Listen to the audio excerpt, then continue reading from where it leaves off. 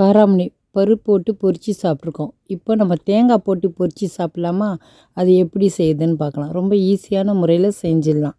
இதுக்கு பச்சை காராமணி இதை மாதிரி வாங்கிக்கோங்க.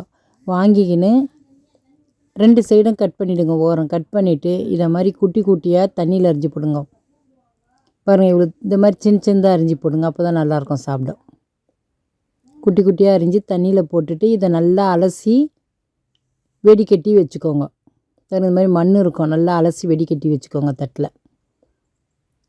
அதுக்கு தேவையான பொருட்கள்: வெங்காயம், தக்காளி, கறிவேப்பிலை. வெங்காயம் பொடிசாக கட் பண்ணிக்கோங்க, தக்காளியும் பொடிசாக கட் பண்ணிக்கோங்க. இஞ்சி,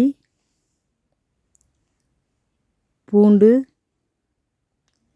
நல்லா இது மாதிரி நசுக்கி வச்சுக்கோங்க. பூண்டு இஞ்சியும். உப்பு, மஞ்சள்தூள்,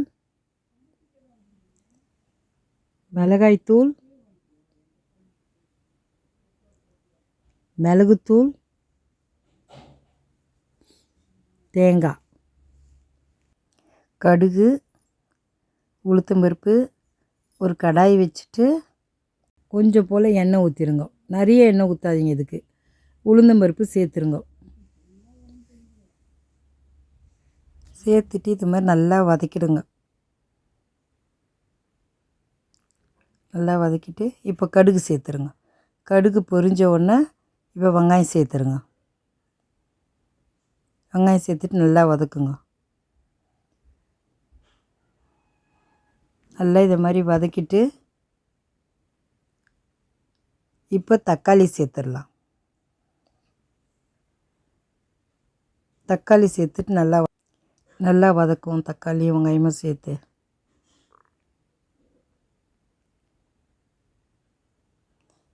இப்போ இஞ்சி பூண்டு அதையும் நல்லா சேர்த்து வதக்கிடலாம். இஞ்சி பூண்டையும் சேர்த்து இந்த மாதிரி நல்லா வதக்கிடுங்க.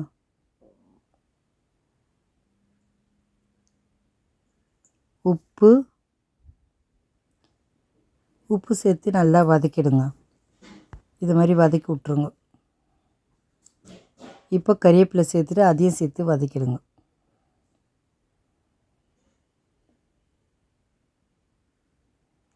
நல்லா வதக்கிட்ட பிறகு இப்போ காய் எடுத்து அதில் கொட்டிடுங்க.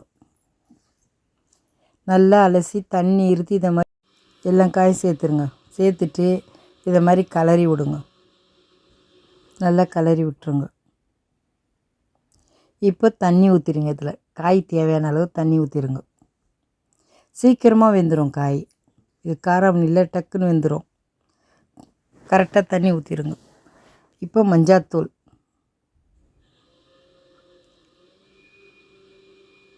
இப்போ மிளகுத்தூள்,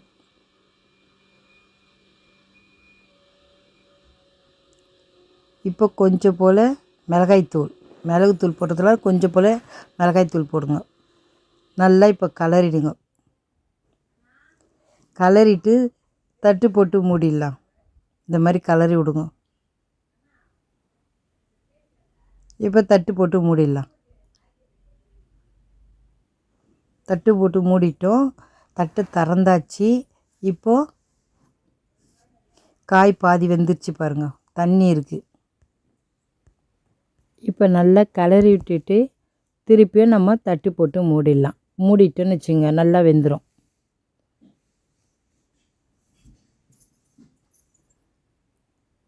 இப்போ திறந்துட்டு பாருங்கள், நல்லா காய் கிளறி விட்டுரும். தண்ணியெல்லாம் சுண்டிடுச்சு. கொஞ்சம் தான் இருக்குது. இப்போ நல்லா வேகமாக வச்சு ஸ்டவ்வை நல்லா கிளறி விட்டுறலாம். கிளறிட்டா தண்ணி சுண்டிடும். இப்போ நம்ம தேங்காய் அரைச்சி வச்சுருந்தோம் பாருங்கள், தண்ணி ஊற்றாமல், அதை எடுத்து இதில் சேர்த்துடலாம். காராமணியில் சேர்த்துட்டு நல்லா கிளறி விட்டுருங்க. ஸ்டவ்வை ஆஃப் பண்ணாதீங்க.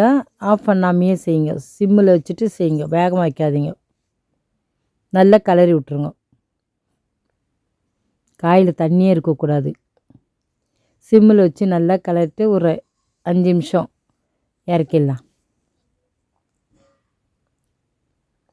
அவ்வளோதான், கிளறியாச்சு.